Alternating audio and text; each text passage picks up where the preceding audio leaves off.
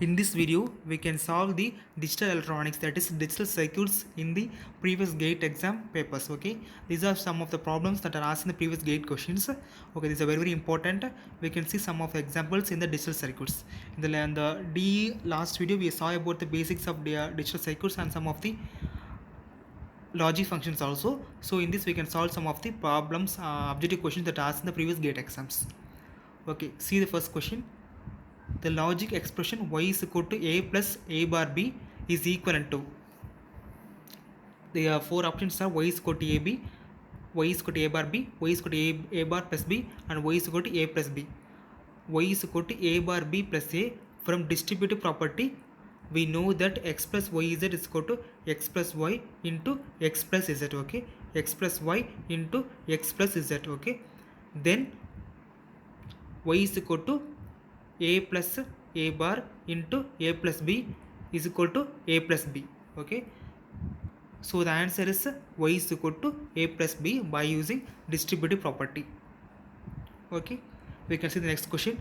The Boolean function y is equal to ab plus cd is to be realized using only two input NAND gate. The minimum number of gate required is, this is a very important question. They will be asking how many minimum number of gates required to construct a logic circuit. Okay, this is a repeated question, and they will be asking different methods. Okay, so okay, the question is nothing but for the Boolean function which given as y is equal to ab plus cd.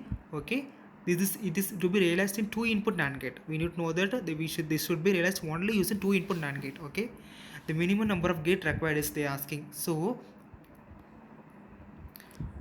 the given Boolean function is y is equal to ab plus cd.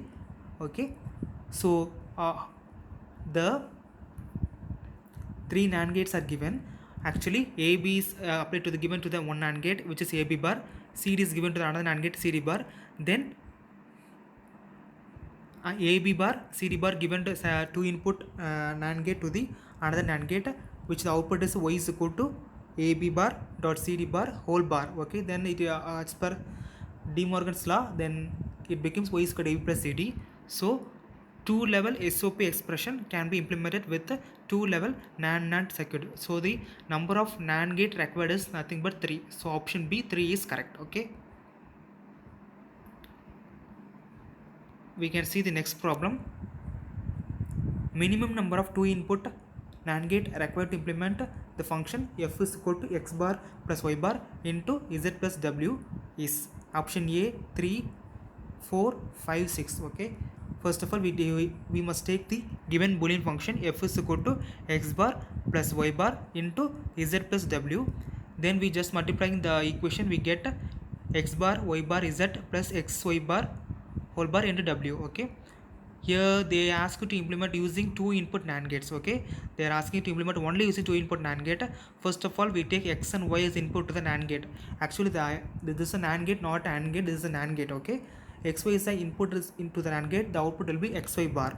Okay, this is given as the one input to the z and w. Then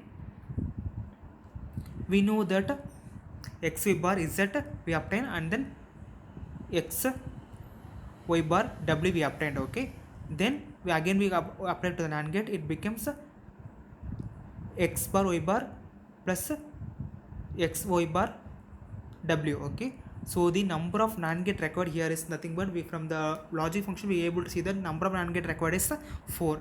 We require 4 NAND gate to implement the function. Okay,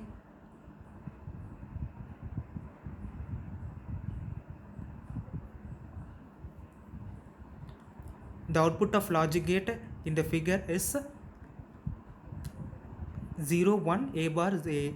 Actually, the given gate is the XNOR gate. Okay, XNOR gate, A is input and B is 0, which is ground, which is, and the next input is grounded value.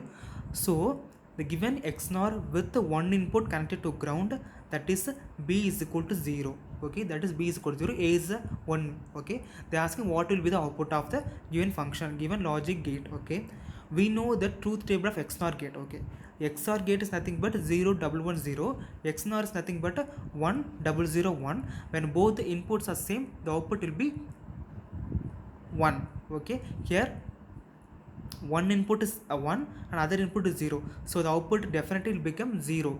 That is, here the input is 1 is a, then the output of a will be become 0, means the output will be a bar. Okay, a given as input, then output becomes a bar. Okay, so then if a is equal to 0 and f is equal to 1, that is f is equal to a bar. If a is equal to 1, f is equal to 0. Here the output will be c will be a, c will be a bar. Actually the input is a is 1 and 0. When 1 0 applied is, output will be 0 only, which is nothing but a bar. Actually the input is not 1, input is a, so we should write as a bar. Okay, which is a 0 value, which carries a 0 value. Okay, we can see the final sum. For the ring oscillator shown in the propagation delay of each inverter is 100 picosecond, what is the fundamental frequency of the oscillator output? Okay, options are 10 megahertz, 100 megahertz, 1 gigahertz, 2 gigahertz. Okay, we know that propagation delay is equal to 100 picosecond. Here the propagation delay of 5 inverters, we need to calculate it because there are 5 inverters, so 5 into 100 picosecond. So delay time TD equal to 500 picosecond. Output frequency F is equal to 1 divided by 2 into TD. 1 divided by 2 into 500 picosecond is equal to 1 gigahertz. Okay, option is nothing but 1 gigahertz. So option C is correct, 1 gigahertz. Okay, these are some of the questions asked in the previous GATE exam. We can see the further questions in the next video. Thank you.